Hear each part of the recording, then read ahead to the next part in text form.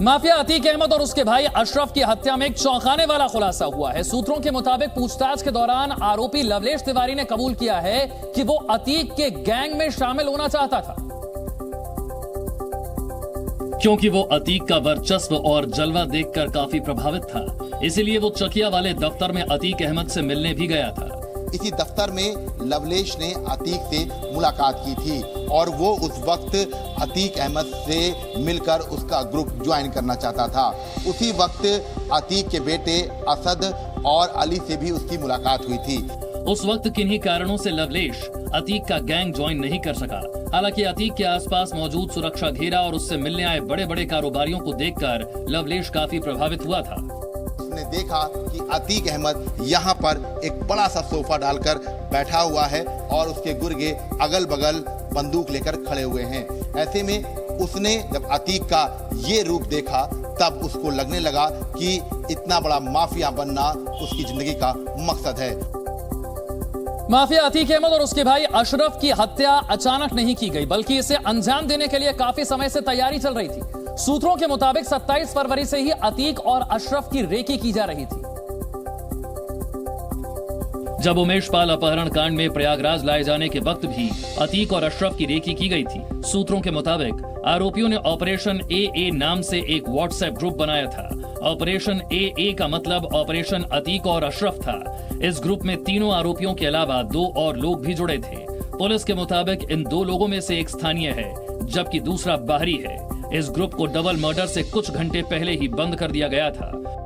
Operation ए group के 3 सदस्य पहले ही गिरफ्तार हो चुके हैं। पुलिस का दावा है कि बाकी 2 सदस्यों के बारे में भी काफी जानकारी मिली है, लेकिन अभी तक इन दोनों की पहचान नहीं हो सकी है। अब प्रयागराज पुलिस और एसटीएफ की अलग अलग टीमें अपने सूत्रों के जरिए ग्रुप के इन दोनों बदमाशों की पहचान और गिरफ्तारी की कोशिश कर रही है। डबल मर्डर के आरोपियों से पूछताछ में खुलासा हुआ है कि तीनों शूटर बस के जरिए लखनऊ से प्रयागराज पहुंचे थे, जिसके बाद उन्होंने रेलवे स्टेशन के पास ही एक होटल में कमरा भी लिया था। पूछताछ में आरोपियों ने बताया कि सिविल लाइन बस स्टेशन पर उतरने के बाद तीनों ई रिक्शा से रेलवे जंक्शन के सिटी साइड की तरफ गए। इसके बाद किराए पर होटल में कमरा लिया। हालांकि अभी तक पुलिस को आरोपियों के बस से आने का कोई पुख्ता सबूत नहीं मिला है। इस बीच जानकारी मिली कि हत्या से 2.5 घंटे पहले ही तीनों आरोपी कॉल्विन अस्पताल पहुंच गए थे। उन्हें पहले से जानकारी थी कि रात में पुलिस अतीक और अशरफ का मेडिकल कराने के लिए अस्पताल लेकर जाएगी। रात करीब 10:30 बजे जैसे ही पुलिस अतीक और अशरफ को लेकर अस्पताल पहुंची, सनी सिंह, लवलेश तिवारी और अरुण ने मीडिया कर्मियों में शामिल होकर वारदात को अंजाम दे दिया। इस बीच ये जानकारी भी सामने आ रही है कि माफिया अतीक अहमद और उसके भाई अशरफ अहमद की हत्या के मामले में गिरफ्तार तीनों आरोपियों से इस वारदात को अंजाम देने से पहले फर्जी आधार कार्ड भी बनवाए थे और इन्हीं फर्जी नाम पते वाले आधार कार्ड का इस्तेमाल करके प्रयागराज के होटल में कमरा बुक कराया था। पुलिस के मुताबिक आरोपियों ने होटल में जो आधार कार्ड दिया था वो जांच में फर्जी पाया गया है। ये आधार कार्ड चित्रकूट के फर्जी पते पर बनवाए गए थे। आरोपियों ने इन्हीं फर्जी आधार कार्ड के जरिए होटल में कमरा बुक करवाया था। पुलिस ने जब होटल से मिले आधार की कॉपी की जांच की तो पते फर्जी पाए गए। एसआईटी अब तीनों आरोपियों के चित्रकूट कनेक्शन का पता लगा रही है। शूटर्स के होटल के कमरे से पुलिस को जो फोन मिले हैं उसे लेकर भी बड़ा खुलासा हुआ है। शूटर्स से पूछताछ करने वाली टीम को शक है कि इन हत्यारों ने शूटआउट के लिए बर्नर फोन का इस्तेमाल किया था। बर्नर फोन की खासियत यह होती है कि इसकी लोकेशन को ट्रेस नहीं किया जा सकता। बर्नर फोन को डिस्पोजल फोन भी कहते हैं। इसमें सिर्फ कॉल करने और मैसेज की सुविधा होती है। पुलिस की ट्रैकिंग से बचाने के लिए कई फीचर होते हैं। इसमें इंटरनेट की सुविधा नहीं होती। यह स्मार्टफोन नहीं है बल्कि एक सामान्य फोन की तरह होता है।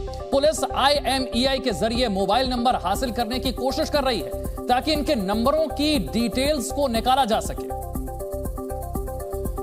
अतीक और अशरफ की हत्या के आरोपियों की पुलिस रिमांड आज खत्म हो गई। दरअसल प्रयागराज पुलिस ने तीनों आरोपियों की रिमांड अवधि बढ़ाने की मांग नहीं की, जिसके बाद तीनों को प्रतापगढ़ जेल भेज दिया गया। इससे पहले एसआईटी की टीम ने प्रयागराज पुलिस लाइंस में 4 दिनों तक आरोपियों से अतीक और अशरफ के मर्डर के मामले में पूछताछ की। एटीएस ने भी आरोपियों से पूछताछ की। अब तक की पूछताछ में आरोपियों ने कई खुलासे किए हैं। हालांकि अब तक हत्या के पीछे के कारणों का पता नहीं चल पाया है, क्योंकि आरोपी 4 दिन तक लगातार गोलमोल जवाब देते रहे। फिलहाल आरोपियों की रिमांड खत्म हो गई है। अब आगे की पूछताछ की अनुमति के लिए एसआईटी को एक बार फिर कोर्ट में रिमांड की अर्जी डालनी पड़ेगी। तीनों आरोपियों को प्रतापगढ़ जेल में रखा गया है और जेल की सुरक्षा को बढ़ा दिया गया है। उमेश पाल शूटआउट केस की आरोपी माफिया अतीक की पत्नी शाइस्ता परवीन और बमबाज गुड्डू मुस्लिम अब भी फरार है। सूत्रों के मुताबिक खबर है कि दोनों जल्द सरेंडर कर सकते हैं। हालांकि पुलिस शाइस्ता परवीन पर इनाम की राशि बढ़ाने की तैयारी कर रही है। प्रयागराज पुलिस ने इनाम की राशि बढ़ाकर 1 लाख किए जाने का प्रस्ताव तैयार किया है। शाइस्ता परवीन उमेश पाल शूटआउट केस में नामजद आरोपी है। उस पर पहले 25,000 रुपए का इनाम घोषित किया गया था, जिसे बाद में बढ़ाकर 50,000 कर दिया गया। दरअसल उमेश पाल और उसके 2 गनर की हत्या के मामले में शाइस्ता परवीन पर शूटर्स को आईफोन और रुपए मुहैया कराने का आरोप है। शाइस्ता के उमेश पाल की हत्या से पहले शूटर्स के साथ वीडियो भी वायरल हुए थे, जिसके बाद से वो लगातार फरार चल रही है। शाइस्ता परवीन की तलाश में पुलिस और एसटीएफ की टीमें लगातार दबिश दे रही हैं, लेकिन उसका कोई सुराग नहीं मिल रहा है। कहा जा रहा है कि बुर्के में होने की वजह से पुलिस शाइस्ता की तलाश नहीं कर पा रही, लिहाजा अब इनामी राशि बढ़ा दी गई है।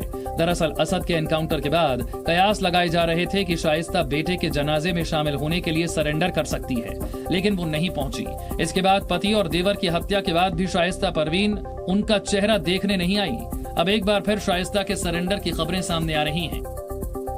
अतीक अहमद पर बड़ा खुलासा हुआ है। दुश्मनों से बचने के लिए, अपने परिवार के लिए अतीक ने किस तरह से 8 चक्र का सुरक्षा कवच बनाया था, ये आपको बताते हैं। पहले चक्र में अतीक अहमद ने अपने परिवार को कसारी मसारी के इलाके में सेंटर में रखा था। दूसरे चक्र में घर के आसपास सिर्फ गद्दी समुदाय के लोग रहते थे। अतीक प्रयागराज के गद्दी समुदाय से ही आता था। तीसरा चक्र था, हर 2 मकान छोड़कर सीसीटीवी लगे हुए थे। सिक्योरिटी का अगला लेयर था, रोज सुबह शाम ड्रोन से इलाके की निगरानी होती थी। सिक्योरिटी का 5वां लेयर था, इलाके में हर 3 मकान के बाद अतीक के गुर्गे रहते थे। छठा चक्र था, आसपास के सभी मकानों में एक ही एंट्री थी। 7वां चक्र, हथियार और पैसा रखने वाले अतीक के गुर्गे 5 किलोमीटर तक फैले हुए थे। और 8वां चक्र, अतीक के घर के आसपास 8 घंटे के लिए मुखबिरों की बाकायदा ड्यूटी लगाई जाती थी। इस 8 चक्र के सुरक्षा घेरे का खुलासा अतीक ने पुलिस से पूछताछ में किया था। दरअसल अतीक को लग रहा था कि उसके करीबियों के दगाबाजी करने पर दुश्मनों की तादाद बहुत बढ़ गई है, इसीलिए उसने परिवार के लिए फुल प्रूफ सुरक्षा इंतजाम किए थे। अतीक का परिवार 8 चक्र के सुरक्षा घेरे में रहता था। अतीक ने यह सुरक्षा घेरा खुद बनाया था और कसारी मसारी इलाके को मैप के जरिए 8 हिस्सों के सुरक्षा कवच में बांटा गया था। जी मीडिया के पास उस नक्शे की एक्सक्लूसिव कॉपी है, जिसके जरिए जेल में बंद अतीक अपने परिवार की सुरक्षा करता था। परिवार की सुरक्षा के लिए उसने पूरी तरह से अपने घर को सिक्योर करने की तैयारी की थी और इसी को लेकर उसने बकायदा एक मैप जो है वो बनाया था और उस मैप के जरिए 8 क्षेत्रों में अपने घर के एरिया को बांटा था, जिसमें जो घर के पीछे की तरफ के जो एरिया के जो मकान थे उनमें अपने परिवार के लोगों को ही रखता था। इसके साथ साथ हर 2 घर पर जो है एक कैमरे लगाए गए थे। दरअसल अतीक को लगता था कि उसके दुश्मनों की तादाद बढ़ गई है, इसलिए उसने अपने परिवार के इर्द गिर्द एक मजबूत सुरक्षा चक्र बनाया था।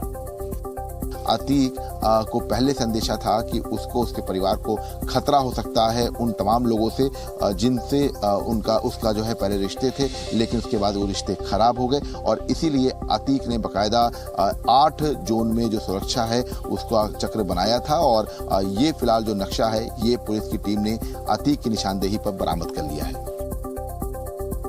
इस बीच माफिया अतीक अहमद के करीबियों पर ईडी ने भी शिकंजा कस दिया है। अतीक के करीबियों और चायल के पूर्व विधायक आसिफ जाफरी, रिश्तेदार खालिद जफर समेत 6 लोगों को ईडी ने नोटिस जारी कर दिया है और अलग अलग तारीखों में पूछताछ के लिए तलब किया है। अतीक अहमद के काले साम्राज्य की बेनामी संपत्ति के बारे में पता लगाने में जुटी ईडी ने पूर्व विधायक के साथ साथ कई लोगों को नोटिस जारी किया है। ये तमाम वो लोग हैं जिनके यहाँ ईडी ने छापेमारी की थी और इनके यहाँ से बैंक खातों के बड़े लेन देन की जानकारी मिली थी। इसके साथ साथ शेल कंपनियों के बारे में भी जानकारी मिली थी। प्रयागराज की ईडी यूनिट ने इन सभी को नोटिस जारी करके अलग अलग तारीखों में ईडी मुख्यालय तलब किया है। अतीक की शेल कंपनियों के जरिए लेन देन और बेनामी संपत्तियों की भी जांच की जा रही है। बेनामी संपत्तियों की खरीद फरोख्त में अतीक अहमद के जिन करीबियों के नाम आ रहे हैं, उनकी भी लिस्टिंग की जा रही है। इस बीच उमेश पाल हत्याकांड में चौंकाने वाला खुलासा हुआ है। जानकारी मिल रही है कि हत्याकांड में जिन बमों का इस्तेमाल किया गया, उन्हें उमेश पाल के घर के पास ही बनाया गया था। इसके लिए एक पुराने बमबाज को जिम्मेदारी सौंपी गई थी। सूत्रों के मुताबिक बमबाज गुड्डू मुस्लिम जिन बमों को उमेश पाल और उनके गनर्स पर फेंक रहा था, वो धूमनगंज के ताड़बाग में एक पुराने बमबाज से बनवाए गए थे। कहा जा रहा है कि हत्याकांड में शामिल एक शूटर ने एक पुराने बमबाज से संपर्क किया था। हालांकि उसे ये नहीं बताया गया था कि इन बमों का इस्तेमाल कहां किया जाना है। इसके बाद बमबाज ने बम तैयार कर शूटर को दिए थे। फिलहाल ये जानकारी सामने आने के बाद गोपनीय तरीके से शहर के पुराने बमबाजों के बारे में जानकारी जुटाई जा रही है। दरअसल उमेश पाल के गनर राघवेंद्र सिंह की जान बम से किए गए हमले में गई थी। घटना से जुड़ा सीसीटीवी फुटेज भी सामने आया था, जिसमें राघवेंद्र जान बचाने के लिए गली में भागता हुआ दिखाई दिया था। इसी दौरान पीछे से आए गुड्डू मुस्लिम ने उस पर बम से हमला कर दिया था। बम राघवेंद्र के कंधे पर दाहिनी ओर लगा था, जिसमें वो गंभीर रूप से जख्मी हो गया था। इलाज के दौरान उसकी मौत हो गई थी। इस बीच माफिया अतीक अहमद का एक और पुराना ऑडियो जो है वो वायरल हो रहा है। इस ऑडियो में अतीक रमाकांत दुबे नाम के शख्स को धमकी देता हुआ सुनाई देता है। वायरल ऑडियो साल 2016 का बताया जा रहा है, जिसमें अतीक रमाकांत दुबे को धमकी दे रहा है। रमाकांत दुबे वही शख्स है जिनकी एफआईआर पर अतीक अहमद को जेल जाना पड़ा था। अब रमाकांत को डर है कि अतीक की मौत के बाद वो उसके गुर्गों के निशाने पर आ सकते हैं, इसीलिए उन्होंने पुलिस से अपने परिवार के लिए सुरक्षा की मांग की है। ये मामला साल 2016 का है, जब गैंगस्टर अतीक ने अपने गुर्गों के साथ प्रयागराज के कॉलेज में जमकर उत्पात मचाया था। दरअसल अतीक अहमद की जान पहचान के एक छात्र को परीक्षा में नकल करने के आरोप में एग्रीकल्चर इंस्टीट्यूट से निलंबित कर दिया गया था। इसके बाद इस छात्र ने अतीक से शिकायत की थी। तब अतीक ने फोन पर इंस्टीट्यूट के पीआरओ रमाकांत दुबे को न सिर्फ धमकी दी थी, बल्कि गाली गलौज भी की थी। अतीक हत्याकांड के बाद यूपी के मंत्री धर्मपाल सिंह के बयान पर अब सियासत हो रही है। अतीक हत्याकांड पर यूपी के मंत्री धर्मपाल सिंह के बयान पर समाजवादी पार्टी सांसद शफीकुर रहमान बर्क ने पलटवार किया है। मंत्री ने हत्या के लिए विपक्ष को जिम्मेदार ठहराया था। इस पर समाजवादी पार्टी के सांसद ने कहा कि सारी दुनिया जानती है किसके इशारे पर हत्या की गई। अतीक और अशरफ के हत्याकांड में नए खुलासों के लिए अब शूटर्स के मोबाइल फोन्स खंगाले जा रहे हैं। एसआईटी मोबाइल से डेटा रिकवरी की कोशिश कर रही है। प्रयागराज पुलिस लाइन में 4 दिनों तक पूछताछ में तीनों आरोपी गोलमोल जवाब दे रहे थे। एसआईटी ने लगातार 4 दिनों तक तीनों से पूछताछ की है। अतीक की फरार पत्नी शाइस्ता परवीन का अब तक कोई सुराग नहीं मिला है। इस बीच यूपी पुलिस शाइस्ता पर रखी गई इनाम राशि को 50,000 से बढ़ाकर 1 लाख करने की तैयारी में है। यूपी के डिप्टी सीएम केशव प्रसाद मौर्य ने आज प्रयागराज में उमेश पाल के वो घर पहुंचे। उन्होंने शूटआउट में मारे गए उमेश पाल को श्रद्धांजलि दी और परिवार वालों को सांत्वना भी दी। इस दौरान केशव प्रसाद मौर्य ने भरोसा दिलाया कि उमेश पाल का परिवार उनके परिवार जैसा है और उनकी सुरक्षा में कोई कमी नहीं छोड़ी जाएगी। उनकी सुरक्षा की दृष्टि से कोई कमी न रहे, यह सरकार की ओर से कदम उठाए गए हैं और उनकी ओर से बस इतना ही अपेक्षा है कि उनकी हर प्रकार से सुरक्षा और इस प्रकार की कभी कोई दुखद घटना जैसी हो गई है ना होने पावे।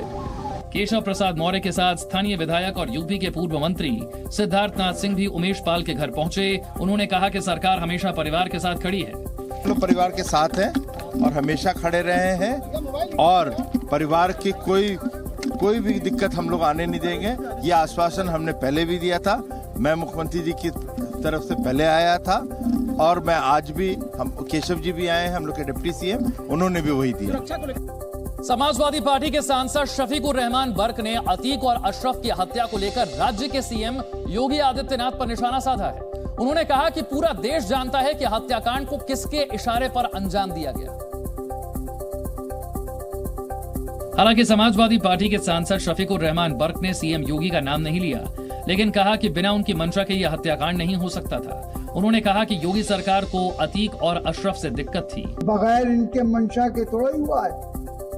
ये तो अब ये उसको पर्दा डालने के लिए उल्टा इल्जाम अपोजिशन पर डाल रहे।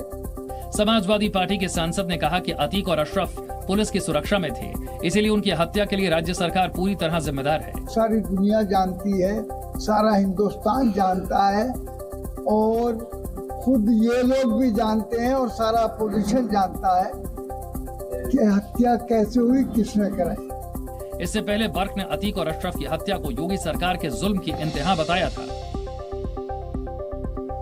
खालिस्तान समर्थक और वारिस पंजाब डे के प्रमुख अमृतपाल को आखिरकार पंजाब पुलिस ने 36 दिन के बाद गिरफ्तार कर लिया। अमृतपाल की गिरफ्तारी पंजाब के मोगा में रोडे गांव के एक गुरुद्वारे से हुई, जहां अमृतपाल छिपा हुआ था। पंजाब पुलिस को अमृतपाल के इसी गुरुद्वारे में छिपे होने की खबर मिली थी, जिसके बाद पूरी प्लानिंग के साथ अमृतसर के एसएसपी और पंजाब पुलिस इंटेलिजेंस के आईजी सुबह ही गांव रोडे के गुरुद्वारे पहुंच गए। इस दौरान वहां मौजूद सभी पुलिसकर्मी सादी वर्दी में थे। सुबह करीब 6:45 पर अमृतपाल को गिरफ्तार कर लिया गया। अमृतपाल सिंह ਨੂੰ ਅੱਜ ਸਵੇਰੇ ਕਰੀਬ 6:45 ਤੇ ਰੋਡੇ ਪਿੰਡ ਤੋਂ ਗ੍ਰਿਫਤਾਰ ਕੀਤਾ ਗਿਆ। पंजाब पुलिस ਤੇ इंटेलिजेंस विंग ਦੇ ਕੋਲੇ ਕੰਕਰੀਟ ਇਨਫੋਰਮੇਸ਼ਨ ਸੀ। अमृतपाल पर एनएसए के तहत केस दर्ज है और वो पिछले 36 दिन से फरार था। अमृतपाल सिंह के खिलाफ एनएसए के वारंट्स इशू हुए थे। इन वारंट्स को आज सुबह एग्जीक्यूट किया गया है। उसकी गिरफ्तारी जो है एनएसए के अधीन की गई है। 23 फरवरी को अमृतपाल सिंह ने अपने एक समर्थक की रिहाई के लिए पंजाब के अजनाला थाने पर हमला कर दिया था, जिसके बाद से ही पुलिस अमृतपाल की गिरफ्तारी की कोशिश में जुटी थी और 18 मार्च को पुलिस ने अमृतपाल को पकड़ने के लिए घेराबंदी की थी, लेकिन वो फरार हो गया। इस बीच रोडेवाला गुरुद्वारे के ग्रंथी ने दावा किया है कि अमृतपाल को गिरफ्तार नहीं किया गया, बल्कि अमृतपाल सिंह ने पुलिस के सामने सरेंडर किया है। रोडेवाला गुरुद्वारे के ग्रंथी जसबीर सिंह रोडे ने दावा किया कि अमृतपाल सिंह शनिवार रात रोडेवाला गुरुद्वारे पहुंचा था। उसने खुद पुलिस को अपने वहां होने के बारे में जानकारी दी थी और कहा था कि वो सुबह 7 बजे आत्मसमर्पण करेगा। झूठियां खबरें नहीं। हाँ, पुलिस ने अपना वर्षा रखना है कि असीं उन्हें गिरफ्तार कर लिया। असलीयत है कि उन्हें अपनी मर्जी के नाल गिरफ्तारी दी थी। गुरुद्वारे के ग्रंथी जसबीर सिंह रोडे ने इस बात का दावा भी किया कि अमृतपाल सिंह ने सरेंडर करने से पहले श्रद्धालुओं को संबोधित भी किया। सो ये सारा तैयारी करके फिर गुरुद्वारा साहब गए। फिर उन्होंने मत्था टेकन तो बाद संगतां नूं संबोधन किया। ब्रीफ जिहा उन्होंने दस्सिया कि इस तरह करके आ कारण सी जिन्हां करके मैं गिरफ्तारी देने दे विच लेट रहा। ग्रंथी जसबीर सिंह रोडे ने दावा किया कि पुलिस के पास गिरफ्तारी के कोई सबूत नहीं है। मोगा में रोडेवाला गुरुद्वारे के ग्रंथी जसबीर सिंह रोडे भले ही इस बात का पुख्ता दावा करें कि अमृतपाल सिंह की गिरफ्तारी नहीं हुई, बल्कि उसने सरेंडर किया था, लेकिन पंजाब पुलिस ने उनके इस दावे को सिरे से खारिज कर दिया है और इस बात को साफ कर दिया गया कि खुफिया जानकारी के आधार पर ही अमृतपाल की लोकेशन पंजाब पुलिस को मिली थी, जिसके बाद उसे गिरफ्तार किया गया, ना कि उसने सरेंडर किया। तो इसमें पंजाब पुलिस का जो अमृतसर रूरल पुलिस है और इंटेलिजेंस के जो हमारे ऑफिसर्स हैं, उनके कोऑर्डिनेशन से सुबह उसको रोडे विलेज से गिरफ्तार किया गया है। पुलिस ने इस बात का दावा किया कि अमृतपाल सिंह को पुलिस ने हर तरफ से घेर लिया था और उसके बच निकलने का कोई रास्ता नहीं था, जिसके बाद उसे गिरफ्तार कर लिया गया। एक मैसेज उसके पास चला गया, कन्वे हो गया, उसको पता चल गया कि अब वो सारी तरफ से गिर चुका है और उसके पास एस्केप करने का कोई रूट नहीं है। पंजाब पुलिस के मुताबिक अमृतपाल सिंह की गिरफ्तारी पुख्ता जानकारी के आधार पर हुई है। ग्रंथी जसबीर सिंह रोडे ने दावा किया कि पुलिस के पास गिरफ्तारी के कोई सबूत नहीं है। अमृतपाल के सरेंडर की खबरों को नकारते हुए पंजाब पुलिस ने इस बात का दावा किया कि पिछले 35 दिनों से अमृतपाल पर पुलिस ने गहरा दबाव बनाया हुआ था और पुख्ता सूचना के बाद उसे गिरफ्तार किया गया है। लेकिन इस दौरान गुरुद्वारा साहिब में उसकी मौजूदगी से लेकर उसकी गिरफ्तारी तक पूरी मर्यादा का ख्याल रखा गया। पुलिस सादे कपड़ों में वहां पहुंची और बाहर से हर तरफ घेरेबंदी कर दी। इसके बाद गुरुद्वारा साहिब की मर्यादा को देखते हुए पुलिस गुरुद्वारे के अंदर नहीं गई और अमृतपाल सिंह को बाहर आने के लिए कहा गया। उसके पास भी भागने का कोई रास्ता नहीं था, जिसकी वजह से उसे बाहर आकर गिरफ्तारी देनी पड़ी। पर क्योंकि गुरुद्वारा साहब के अंदर सीगा, तो गुरुद्वारा साहब की मर्यादा जिहड़ी है वो सुप्रीम है, उन्होंने मेनटेन करना सारिਆਂ ਦਾ ही साडा फर्ज है कि किसी भी तरह का मर्यादा के नाल कोई छेड़छाड़ नहीं हो सकती। अमृतपाल सिंह की गिरफ्तारी के बाद पुलिस ने चेतावनी दी कि अगर कोई पंजाब में माहौल खराब करने की कोशिश करेगा तो उस पर सख्त कार्रवाई होगी। जो पंजाब का माहौल खराब करना चाहते हैं उनको वार्न करते हैं पंजाब पुलिस की तरफ से कि किसी को पंजाब का माहौल खराब करने की इजाजत नहीं दी जाएगी। वहीं पुलिस ने पंजाब के लोगों को भी इस मामले में सहयोग करने के लिए धन्यवाद दिया। खालिस्तान समर्थक अमृतपाल सिंह आखिरकार 35 दिनों तक पुलिस को चकमा देने के बाद गिरफ्तार कर लिया गया।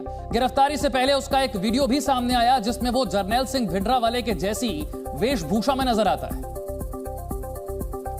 इस वीडियो में अमृतपाल ने ठीक उसी तरह से पगड़ी पहनी थी जैसे जरनैल सिंह भिंडरावाले पहना करता था। साथ ही भिंडरावाले की तरह ही अमृतपाल ने पोशाक भी पहन रखी थी। अमृतपाल सिंह भिंडरावाले का बहुत बड़ा समर्थक बताया जाता है। ऐसा कहा जाता है कि वो भिंडरावाले की तरह दिखना भी चाहता था, इसीलिए वो उसी तरह से पगड़ी और पोशाक पहनने की कोशिश करता था। बड़ी बात यह भी है कि मोगा के जिस रोड़े गांव से अमृतपाल को गिरफ्तार किया गया वो भिंडरावाले का पैतृक गांव है। इसी गांव में जरनैल सिंह भिंडरावाले का जन्म हुआ था। अमृतपाल सिंह भिंडरावाले को ही अपना रोल मॉडल मानता है और खुद को वो भिंडरावाले की ही तरह पेश करने की कोशिश करता आया है। यही वजह रही कि अमृतपाल 1980 के दशक के खालिस्तान आंदोलन के सबसे बड़े चेहरे रहे जरनैल सिंह भिंडरावाले के पैतृक गांव पहुंचा और उसी गुरुद्वारे में रहा जो भिंडरावाले की याद में बना बताया जाता है। बड़ी बात यह है कि भिंडरावाले को अपना आदर्श मानने वाले अमृतपाल सिंह की पिछले साल 29 सितंबर 2022 को इसी गांव में दस्तार बंदी यानी पगड़ी बांधने की रस्म हुई थी और इसी के साथ अमृतपाल सिंह ने वारिस पंजाब दे की कमान भी संभाली थी। अमृतपाल सिंह भिंडरावाले के रोड़े गांव इसलिए भी आया कि वो खुद को खालिस्तान समर्थक बताता है और वो जानता है कि उसे यहाँ गांव के लोगों का समर्थन मिलेगा। गिरफ्तारी से पहले अमृतपाल सिंह का एक वीडियो भी सामने आया जिसमें उसने इस बात का दावा किया था कि जिस जगह उसकी दस्तारबंदी हुई थी वो वहीं पर गिरफ्तारी भी देगा। तो इस करके मैं फैसला किया कि आज असीं गिरफ्तारी देनी है 23 अप्रैल 2023 ਨੂੰ उस जगह की गिरफ्तारी देने का फैसला किया जिस जगह पे सारा कुछ शुरू होया जिस जगह तो मेरी दस्तारबंदी हुई है। इस वीडियो में अमृतपाल सिंह ने इस बात का दावा भी किया कि उसे पकड़ने के लिए कई लोगों को जबरन परेशान किया गया, इसीलिए वो गिरफ्तारी दे रहा है। अमृतपाल सिंह दूसरा भिंडरावाले बनना चाहता था, लेकिन इससे पहले कि उसके नापाक इरादे कामयाब होते पुलिस ने उसे गिरफ्तार कर लिया। अमृतपाल के नापाक मंसूबों की शुरुआत हुई वारिस पंजाब दे से, जिसका वो प्रमुख है। अमृतपाल अमृतसर के गांव जल्लूपुर खेड़ा का रहने वाला है। साल 2012 से पहले वो दुबई में था। 2013 से वो दुबई में ट्रांसपोर्ट का काम करने लगा, लेकिन 2022 में वो दुबई से पंजाब लौट आया और इसके बाद अक्टूबर 2022 में उसने भिंडरावाले के पैतृक गांव रोड़े में वारिस पंजाब दे का ओहदा संभाल लिया। उसने खुद को भिंडरावाले का अनुयायी बताया। उसने अपने संगठन के जरिए सिख युवकों को बरगलाना शुरू कर दिया, खालिस्तान के नाम पर भड़काया।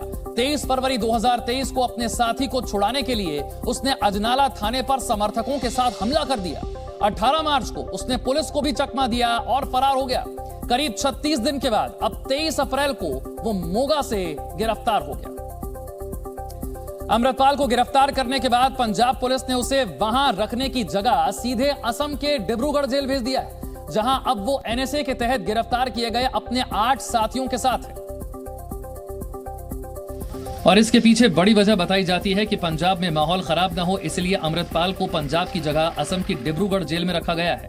जिस वक्त अमृतपाल सिंह को असम की डिब्रूगढ़ जेल ले जाया गया, वहां सुरक्षा को पहले से और कड़ा कर दिया गया। जेल के आसपास के इलाकों और सामने वाली सड़क पर हथियारबंद सुरक्षा कर्मी नजर आए, जिन्होंने जेल के गेट के साथ वहां पूरे इलाके को कवर कर रखा था।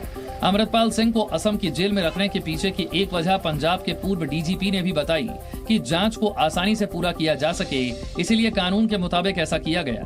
तो कोशिश है ਹੁੰਦੀ ਹੈ ਵੀ ਕਿਤੇ ਦੂਰ ਰੱਖ ਦਿਓ ਤਾਂ ਕਿ ਅਗਲੇ ਨੂੰ ਇੱਕ ਵਾਰੀ ਬੰਦ ਕਰਨ ਤੋਂ ਬਾਅਦ ਉਹਦੀਆਂ ਪੂਰੀਆਂ ਕਾਰਵਾਈਆਂ ਦੀ ਛਾਣਪੂਣ ਕਰ ਲਈ ਜਾਵੇ ਤਾਂ ਕਿ ਸਰਕਾਰ बेटर इक्विप्ड होवे सिचुएशन ਨਾਲ डील ਕਰਨ ਲਈ ਆਉਣ ਵਾਲੇ ਸਮੇਂ ਵਿੱਚ। बताया जा रहा है कि अब जांच एजेंसियां डिब्रूगढ़ जेल में ही अमृतपाल से पूछताछ करेंगी। अमृतपाल की गिरफ्तारी के पीछे एक वजह उसकी पत्नी किरणदीप कौर को भी माना जाता है। वो इसलिए कि 20 अप्रैल को किरणदीप ने अमृतसर से लंदन जाने की कोशिश की थी, लेकिन अमृतसर एयरपोर्ट पर इमिग्रेशन अधिकारियों ने अमृतपाल की एनआरआई पत्नी किरणदीप कौर को रोक लिया था। इसके बाद एयरपोर्ट पर ही किरणदीप कौर से 3 घंटे तक पूछताछ चली थी। सुरक्षा एजेंसियों के अधिकारी भी इस पूछताछ में शामिल हुए, जिन्होंने किरणदीप कौर से लंदन जाने के कारण के बारे में पूछताछ की। इस दौरान किरणदीप कौर से कुछ दस्तावेजों पर अंडरटेकिंग भी ली गई और उनकी यात्रा को रद्द करवाकर उन्हें उनके घर जल्लूपुर खेड़ा छोड़ दिया गया। बताया जा रहा है कि यूके की नागरिक किरणदीप ने सुरक्षा एजेंसियों के अधिकारियों को बताया कि वो अपने परिवार के सदस्यों से मिलने जा रही थी, लेकिन किरणदीप के खिलाफ लुकआउट सर्कुलर जारी होने के कारण उन्हें यात्रा की अनुमति नहीं दी गई। किरणदीप ने इस दौरान पूछताछ किए जाने का विरोध भी किया था। सूत्रों के मुताबिक ये भी खबर है कि अमृतपाल सिंह की लोकेशन की जानकारी पुलिस को यूके से बताई गई थी। और ये जानकारी अमृतपाल की पत्नी पर शिकंजा कसने के बाद ही यूके से दी गई थी। क्योंकि अमृतपाल की पत्नी को अगर लंदन जाने से रोका नहीं गया होता तो शायद अभी तक अमृतपाल सिंह पुलिस के हत्थे नहीं चढ़ता। वो इसीलिए क्योंकि ऐसा माना जा रहा है कि किरणदीप को रोके जाने के बाद ही यूके से अमृतपाल पर गिरफ्तार होने के लिए दबाव बनाया गया, जिसके बाद अमृतपाल ने वीडियो जारी कर मोगा के रोड़े गांव से गिरफ्तारी देने का वीडियो जारी किया। अमृतपाल सिंह की पत्नी को इस पूरे नेक्सस का हिडन लीडर भी बताया जा रहा है। वो इसलिए भी क्योंकि ऐसा आरोप है कि अमृतपाल की पत्नी किरणदीप कौर बब्बर खालसा को फंडिंग करने के मामले में यूके में गिरफ्तार भी हो चुकी है। लिहाजा जब किरणदीप कौर को लंदन जाने से यहाँ सुरक्षा एजेंसियों ने रोका तो यूके से अमृतपाल की लोकेशन पुलिस को बताई गई, साथ ही अमृतपाल पर भी गिरफ्तार होने के लिए दबाव बनाया गया। पाकिस्तानी खुफिया एजेंसी ISI ने अमृतपाल के जरिए बेहद शातिर प्लान रचा था। सूत्रों के मुताबिक ISI का प्लान अमृतपाल के संगठन से जुड़े हुए लोगों को लोकसभा चुनाव लड़वाने का था, ताकि वारिस पंजाब दे के लोग संसद पहुंचकर वहां खालिस्तान के समर्थन में आवाज बुलंद कर सकें। लेकिन पाकिस्तानी खुफिया एजेंसी ISI का यह प्लान सफल नहीं हो सका। सूत्रों के मुताबिक ISI के एजेंट्स ने दुबई में अमृतपाल से मुलाकात की थी। उन्होंने अमृतपाल को खालिस्तानी विचारधारा का प्रचार प्रसार करने के लिए पंजाब भेजा। इसके लिए अमृतपाल को ISI ने ट्रेनिंग भी दी। सिख फॉर जस्टिस के कमजोर पड़ने के बाद ISI ने वारिस पंजाब दे नाम से एक बड़ा फ्रंट खड़ा करने की साजिश रची थी। अमृतपाल ने ISI की मदद से ही AKF यानी आनंदपुर खालसा फोर्स के नाम से फौज बनाने की तैयारी शुरू कर दी थी। वो अपनी फौज के सदस्यों को हथियार चलाने की ट्रेनिंग भी दे रहा था। पंजाब के CM भगवंत मान ने अमृतपाल की गिरफ्तारी के लिए राज्य की पुलिस की जमकर तारीफ की है। उन्होंने कहा है कि पंजाब पुलिस चाहती तो 18 मार्च को ही अमृतपाल को गिरफ्तार कर सकती थी, लेकिन तब गोली चलानी पड़ी, खून खराबा हो सकता था। इसीलिए पंजाब पुलिस ने काफी संयम बरता। 18 मार्च ਨੂੰ ਜਦੋਂ ਐਕਸ਼ਨ ਹੋਇਆ ਸੀ, ਜੇ ਗ੍ਰਿਫਤਾਰ ਉਸੇ ਦਿਨ ਕਰਨਾ ਹੁੰਦਾ ਤਾਂ ਸ਼ਾਇਦ ਉਸ ਦਿਨ ਗੋਲੀ ਚੱਲ ਜਾਂਦੀ। ਅਸੀਂ ਨਹੀਂ ਚਾਹੁੰਦੇ ਸੀ ਕਿ ਕੋਈ खून खराबा होवे। पंजाब के CM भगवंत मान ने कहा कि वो पूरी रात नहीं सोए क्योंकि पुलिस के ऑपरेशन की जानकारी लेते रहे। कल रात यदि इंफॉर्मेशन आ गई सी ते मैं पूरी रात नहीं सोता। मैं हर 15 मिनट बाद, हर आधे घंटे बाद सीनियर अधिकारियों नाल गलबात फोन ते हर पल की जानकारी लेंदा सी। कांग्रेस नेता राहुल गांधी 2 दिन के कर्नाटक दौरे पर हैं। यहां विधानसभा चुनाव को देखते हुए वो लिंगायत समुदाय तक अपनी पहुंच बढ़ाने की कोशिश में लगे नजर आए। इसके लिए कांग्रेस नेता राहुल गांधी आज सुबह हुबली पहुंचे। यहां से वो बागलकोट में कुदाल संगम के लिए रवाना हो गए। कुदाल संगम कर्नाटक के प्रभावशाली समुदाय में से एक लिंगायत समुदाय का बेहद खास तीर्थ स्थल है। यहाँ राहुल गांधी बसवा जयंती समारोह में शामिल हुए और उन्होंने समाज सुधारक बसेश्वर को श्रद्धांजलि अर्पित की। यहाँ राहुल गांधी ने कहा कि बहुत से लोगों के सामने सच्चाई होती है लेकिन सच नहीं बोलते हैं। उन्होंने कहा कि समाज में जो डर जाता है उसके सामने कोई फूल नहीं रखता। जो समाज की जो गलतियां हैं, कमियां हैं, जो उनके बारे में सच्चाई नहीं बोलता है, जो डर जाता है, उसके सामने फूल कोई नहीं रखता। राहुल गांधी ने संगमनाथ मंदिर और एक लिंग के दर्शन भी किए। एक हफ्ते में दूसरी बार राहुल कर्नाटक के दौरे पर हैं। राहुल गांधी कर्नाटक के बागलकोट के बाद विजयपुरा पहुंचे। यहां पर उन्होंने कांग्रेस के समर्थन में रोड शो किया। इस रोड शो में काफी संख्या में लोग शामिल हुए। विजयपुरा के शिवाजी सर्कल पर उन्होंने लोगों को संबोधित किया। कांग्रेस नेता सोमवार को बेलगावी के रामदुर्ग में गन्ना किसानों से बातचीत करेंगे। कर्नाटक के दक्षिण कन्नड़ जिले में एक अनोखी परंपरा निभाई गई। यहां लोग देवी मां को खुश करने के लिए एक दूसरे पर आग बरसाते हैं और एक दूसरे पर जलती मशाल फेंकी। अग्निकेली नाम की इस परंपरा को निभाने के लिए दुर्गा परमेश्वरी मंदिर में सैकड़ों लोग पहुंचे जो अपनी जान की परवाह किए बिना एक दूसरे पर आग फेंकते नजर आए। अग्निकेली नाम की यह परंपरा 2 गांवों आतुर और कलत्तुर के लोगों के बीच निभाई गई। दोनों गांवों के लोग 2 अलग अलग दलों में बंट गए और फिर एक दूसरे के ऊपर नारियल की छाल से बनी मशाल फेंकते नजर आए। मान्यता है कि जिस व्यक्ति को आर्थिक तंगी और शारीरिक कष्ट हो वो इस खेल में शामिल हो सकता है और ऐसा करने से दुर्गा मां उस व्यक्ति के सारे दुख दर्द दूर करती है। बिहार बीजेपी अध्यक्ष सम्राट चौधरी ने मुख्यमंत्री नीतीश कुमार पर बड़ा हमला किया है। उन्होंने कहा कि हमारे नेता ने जो कमिटमेंट किया था उसे नीतीश कुमार ने तोड़ दिया। इसीलिए जिस तरह से यूपी में अपराधी, आतंकवादी और उग्रवादियों को मिट्टी में मिलाने का काम किया जा रहा है, उसी तरह अगले चुनावों में बिहार में राजनीतिक तौर पर नीतीश कुमार को मिट्टी में मिलाने का काम किया जाएगा। हम लोग तो उनको मिट्टी में मिलाने का काम कीजिए, यही मैं कहूँगा। वहीं केंद्रीय मंत्री अश्विनी चौबे ने कहा कि चाचा भतीजा बिहार में हिंसा फैला रहे हैं, उनके खिलाफ परशुराम बनने की जरूरत है। सुशासन बाबू आज दुशासन के गोद में बैठ करके अब बड़ा मीठा आवाज से मुंगेरी लाल का हसीन सपना। बीजेपी विधायक नीरज बबलू ने कहा कि योगी मॉडल देश की जरूरत है और उसे बिहार में भी लागू किया जाना चाहिए। जेडीयू सवाल उठा रही है और कह रही है कि वो मन की बात करेंगे, हम पोल खोल करेंगे। उनको जो पोल खोलना है तुरंत पोल खोलना चाहिए, उनके पास कहीं कोई पोल नहीं। जेडीयू का अस्तित्व खत्म हो गया है। बिहार बीजेपी के अध्यक्ष सम्राट चौधरी के मिट्टी में मिला देंगे वाले बयान पर मुख्यमंत्री नीतीश कुमार ने पलटवार किया और कहा कि जो मन करे वो कर ले। इसके साथ ही बिहार के सीएम नीतीश कुमार ने बीजेपी नेताओं पर निशाना साधते हुए कहा कि उनमें बुद्धि नहीं है। नीतीश ने सम्राट चौधरी को चुनौती देते हुए कहा कि वो उन्हें मिट्टी में मिला दें, कौन रोक रहा है। जो इस तरह के शब्दों का प्रयोग करता है तो समझ लीजिए कि बुद्धि नहीं है। तो जो मन में करे बोले और कहिए कि जहाँ करना है कर दो, जो इच्छा है करो। वहीं राष्ट्रीय जनता दल ने कहा कि बीजेपी को 1 वर्ष पहले ही बिहार में राजनीतिक रूप से मिट्टी में मिला दिया गया था, वो क्या नीतीश को मिट्टी में मिलाएंगे। 2024 में देश की राजनीति से मिट्टी में मिला दिए जाएंगे और ये जो सपना देख रहे हैं दीवा स्वप्न रह जाएगा। जेडीयू ने कहा कि सम्राट चौधरी के बयान का कोई मतलब नहीं है। अयोध्या में निर्माणाधीन श्री राम मंदिर का जलाभिषेक किया गया और इसके लिए पाकिस्तान, तजाकिस्तान समेत 155 देशों की नदियों का जल भेजा गया था, जो कल ही अयोध्या पहुंचा था। अयोध्या कैंट स्टेशन पर 155 देशों की नदियों के जल का ढोल नगाड़ों और जय श्री राम के नारों के साथ स्वागत किया गया। इनके हाथ में जो कलश है उसमें कजाकिस्तान लिखा हुआ है, ये बेलारूस है। तो 155 देशों से जो पवित्र जल है वो यहाँ पर लाया गया है। आज निर्माणाधीन श्री राम मंदिर में जल से अभिषेक किया गया। जिन देशों के जल से श्री राम मंदिर का जलाभिषेक किया गया उनमें Pakistan, Uzbekistan, Mongolia, Denmark, Bhutan और नेपाल भी शामिल हैं। दिल्ली के पूर्व बीजेपी विधायक विजय जौली ने श्री राम जन्मभूमि तीर्थ क्षेत्र ट्रस्ट के साथ मिलकर यह कार्यक्रम आयोजित किया। जिन जिन देशों से हमने पिछले 31 महीने में वहाँ की समुद्रों और नदियों का विश्व के 7 महाद्वीपों का जल एकत्रित किया है। कार्यक्रम में 40 से अधिक देशों के प्रवासी भारतीयों ने बढ़ चढ़कर हिस्सा लिया।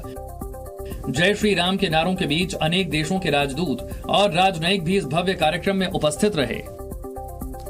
सरकारी कर्मचारियों को ओवरटाइम के पैसे को लेकर सुप्रीम कोर्ट ने अहम फैसला सुनाया है। सुप्रीम कोर्ट ने ओवरटाइम भत्ते के मुद्दे पर security printing and minting corporation of India और उसके कर्मचारियों के बीच विवाद पर फैसला दिया और इस फैसले के मुताबिक सरकारी कर्मचारी ओवरटाइम काम करने के लिए पैसे के भुगतान का हकदार नहीं है। सरकारी कर्मचारियों की समय समय पर वेतन आयोग की सिफारिशों के जरिए सैलरी खुद ही बढ़ जाती है, जबकि ठेके पर काम करने वाले कर्मियों के साथ ऐसा नहीं होता है। इसके अलावा सरकारी कर्मियों को कुछ अन्य विशेषाधिकार भी मिलते हैं। सुप्रीम कोर्ट ने कहा कि ओवरटाइम के लिए पैसे की मांग सर्विस रूल का हिस्सा नहीं है, इसीलिए सरकारी कर्मचारी ओवरटाइम भत्ता नहीं मांग सकते। मुंबई बेंगलुरु में हाईवे पर भीषण सड़क हादसा हो गया। मुंबई बेंगलुरु हाईवे पर देर रात हुए सड़क हादसे में 4 लोगों की मौत हो गई, जबकि 18 लोग घायल हो गए। पुणे जिले में हाईवे पर एक ट्रक और निजी बस की टक्कर हुई थी। मध्य प्रदेश की एक लोकल ट्रेन में अचानक आग लग गई। रतलाम से इंदौर जा रही ट्रेन में आग लगने के बाद यात्रियों ने ट्रेन से कूदना शुरू कर दिया। सभी यात्रियों को सुरक्षित बाहर निकाल लिया गया। मध्य प्रदेश के इंदौर में एक यात्री बस में भीषण आग लग गई। आग लगने के वक्त बस में 15 से 30 यात्री सवार थे। समय रहते यात्रियों को बाहर निकाल लिया गया। केदारनाथ धाम में बर्फबारी की वजह से यात्रा की तैयारियां प्रभावित हो रही हैं। 25 अप्रैल से केदारनाथ यात्रा शुरू होने वाली है। मौसम विभाग ने अगले 7 दिनों तक बर्फबारी का अनुमान जताया है। रूस और यूक्रेन के बीच बखमुत शहर पर कब्जे को लेकर भीषण जंग छिड़ी हुई है। रूस बखमुत शहर पर कब्जा करके यूक्रेन को सरेंडर करवाना चाहता है, तो वहीं यूक्रेन भी हार मानने के लिए तैयार नहीं है। और इसका अंजाम यह हो रहा है कि दोनों देशों के सैनिक जान हथेली पर रखकर आमने सामने आ गए और अंतिम लड़ाई लड़ रहे हैं, क्योंकि रूसी सैनिकों ने बखमुत पर बढ़त बना ली है और यूक्रेन के हाथ से पूरा इलाका निकलने वाला है। तो वहीं अब रूस कब्जा हटाने के लिए यूक्रेन की 93वीं मैकेनाइज्ड ब्रिगेड ने मोर्चा संभाल लिया है। बखमुत से जो तस्वीरें निकलकर सामने आई हैं, उसमें यूक्रेन की 93वीं ब्रिगेड भीषण हमला करते नजर आई। यूक्रेनी सैनिकों ने रूसी कब्जे वाले इलाके पर एक के बाद एक कई हमले किए, जिससे पूरा इलाका धुआं धुआं हो गया। यूक्रेन के सैनिकों ने उन इमारतों को निशाना बनाया जहां पर रूसी सैनिकों का कब्जा था। रूस ने यहां पर अपने खतरनाक हथियार इकट्ठे कर रखे थे, जिन्हें यूक्रेन ने हमला कर तबाह कर दिया। यूक्रेन ने अपनी ताकत को दुनिया के सामने दिखाने के लिए हमले का एक ड्रोन वीडियो भी बनाया, जिसमें यूक्रेन की टैंक रेजिमेंट रूस के ठिकानों पर एक के बाद एक बम के गोले बरसाते दिखाई दी। ड्रोन वीडियो में एक बहुमंजिला इमारत को तबाह होते देखा जा सकता है।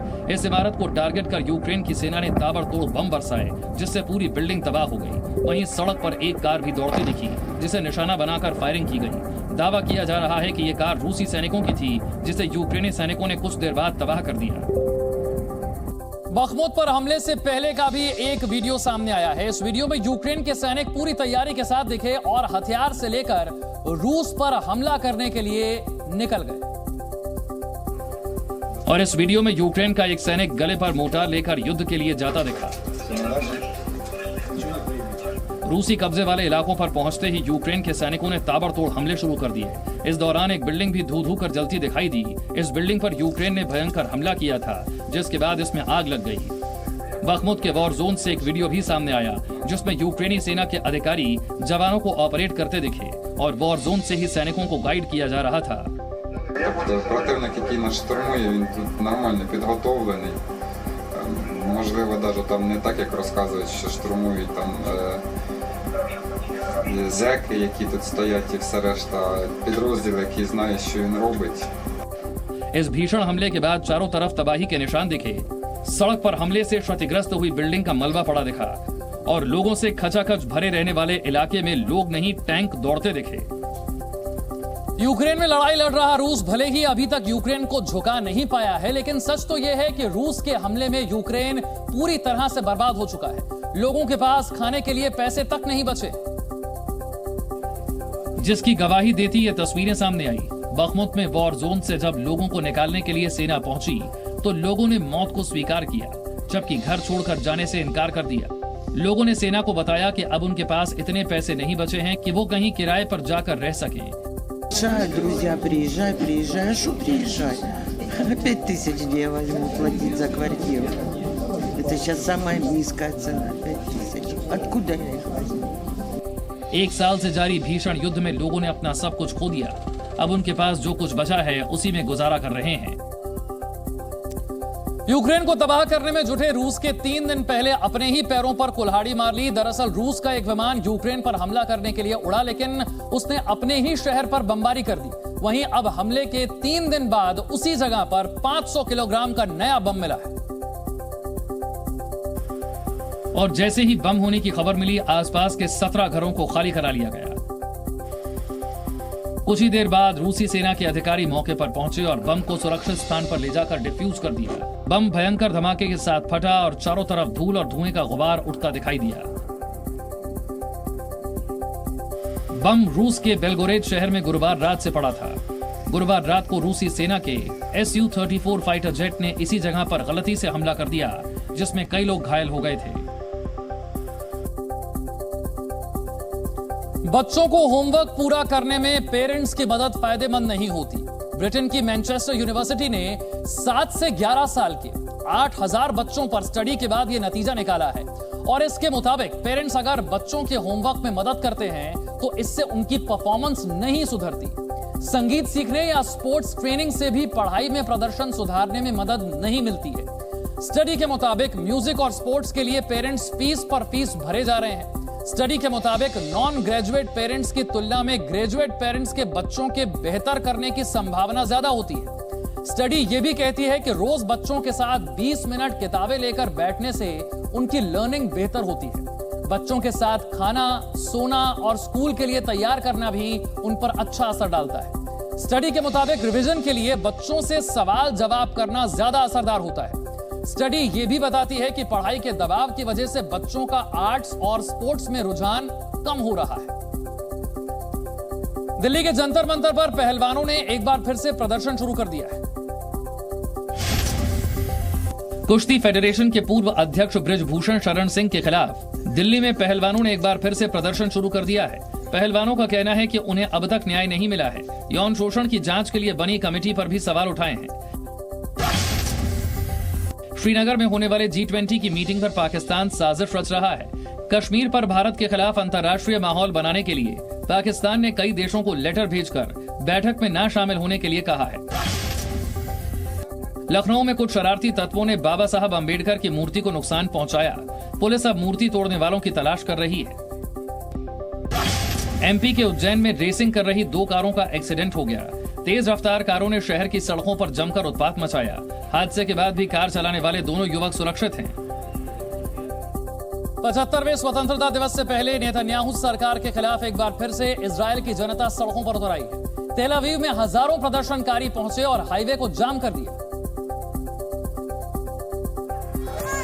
हाथों में इजरायल के झंडे लेकर लोगों का हुजूम राजधानी तेल अवीव की सड़कों पर उतर आया। इस दौरान सरकार विरोधी नारे लगाए गए। प्रदर्शन में शामिल होने के लिए कुछ लोग अपने परिवार वालों की तस्वीर लेकर पहुंचे थे। इन्हीं में से एक 53 साल की फोटोग्राफर मिरी पिंचुक थी, जिनके पिता इजरायल के लिए शहीद हुए थे। वहीं अब न्यायिक सुधार कानून लाए जाने से वो बेहद दुखी हैं।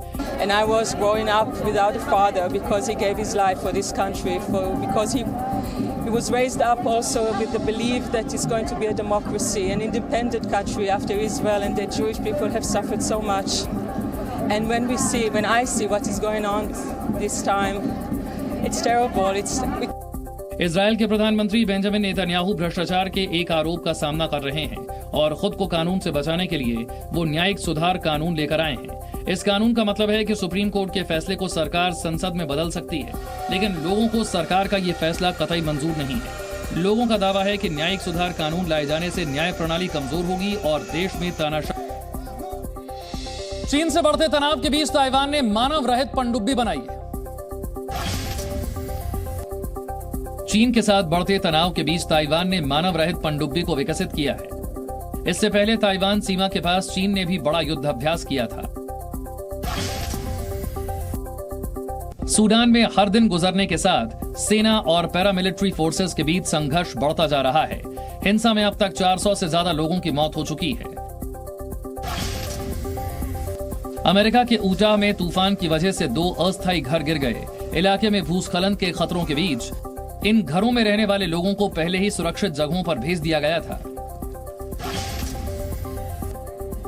अमेरिका के कैलिफोर्निया में डिज्नीलैंड के पार्क में मौजूद ड्रैगन में आग लग गई। इस बड़े आकार के ड्रैगन में आग लगने के बाद दूर दूर तक आग की लपटें देखी जा सकती थी।